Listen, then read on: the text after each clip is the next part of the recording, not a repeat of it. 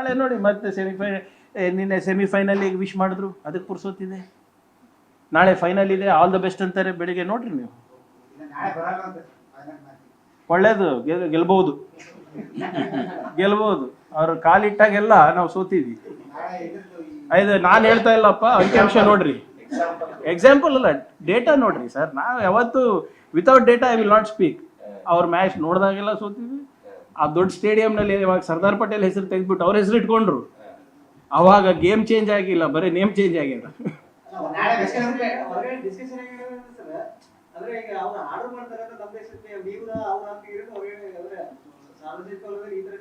ಹೌದು ಸರ್, ನಮ್ಗೆ ನಾಚಿಕೆ ಬರಲ್ವಾ?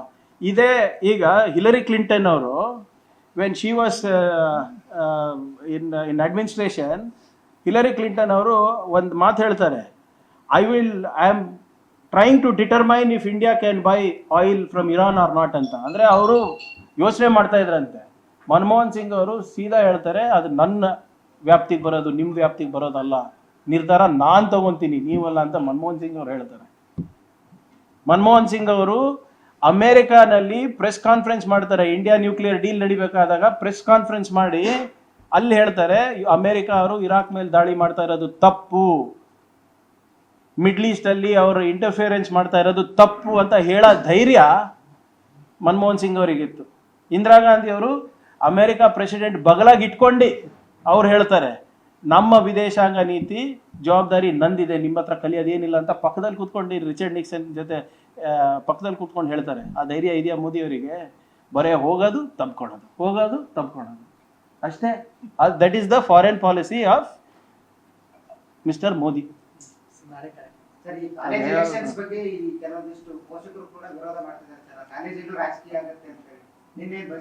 ಈಗ ನೋಡಿ ABVP ಈಗ ಏನು ಮಾಡ್ತಾ ಇದೆ, ಹೌದಲ್ವಾ? ಬೇರೆ ಸಂಘಟನೆಗಳು ಇದೆ ಅಲ್ಲ, ಬೇರೆ ಬೇರೆ ರೀತಿಯಾಗಿ. ವಿ ವಿಲ್ ಸಿ, ಏನಿದ್ರು ಕನ್ಸಲ್ಟೇಷನ್ ಮುಖಾಂತರ ಮಾಡೋಣ.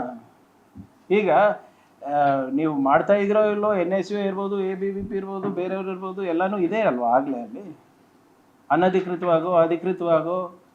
ಈಗ ಸ್ಟೂಡೆಂಟ್ ಎಲೆಕ್ಷನ್ಸ್ ಅಂತೂ ಈಗ ಡೂಸೂನಲ್ಲಿ ನಡೀತದೆ, ಡೆಲ್ಲಿ ಯೂನಿವರ್ಸಿಟಿನಲ್ಲಿ, JNUನಲ್ಲಿ ನಡೀತದೆ. So what ever it is, ಇಲ್ಲೂ ಕೂಡ ಏನಿದೆ ಕನ್ಸಲ್ಟೇಷನ್ ಮುಖಾಂತರನೇ ಮಾಡೋಣ. ವಾಟ್ ಎವರ್ ಇಟ್ ಈಸ್, ಕೆಲವುದ್ರಲ್ಲಿ ಬಂದವ, ಕೆಲವುದ್ರಲ್ಲಿ ಚಾಲು ಅದ.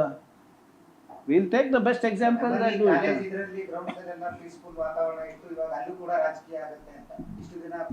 ನೋಡಿ, ಯಾರಿಗೆ ಬ್ಯಾನ್ ಮಾಡಬೇಕು ಅದಕ್ಕೆ ನೀವು ಸಹಕಾರ ನೀಡ್ತಾ ಇಲ್ಲ ನನಗೆ. ಕೆಲವು ಸಂಘಟನೆಗಳು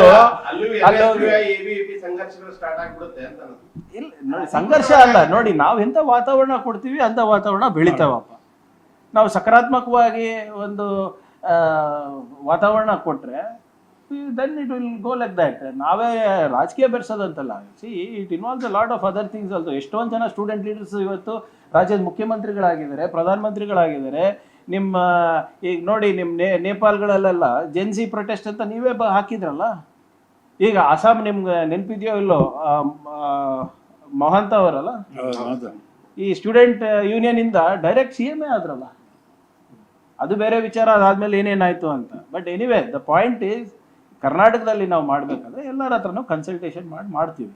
ಸುಮ್ಮನೆ ಏನು ನಾವು ಸರ್ಕಾರದವರು ಸರ್ವಾಧಿಕಾರಿ ಧೋರಣೆ ಅಂತಲ್ಲ. We will consult everybody, will take everybody in to confidence and then we will do the needful.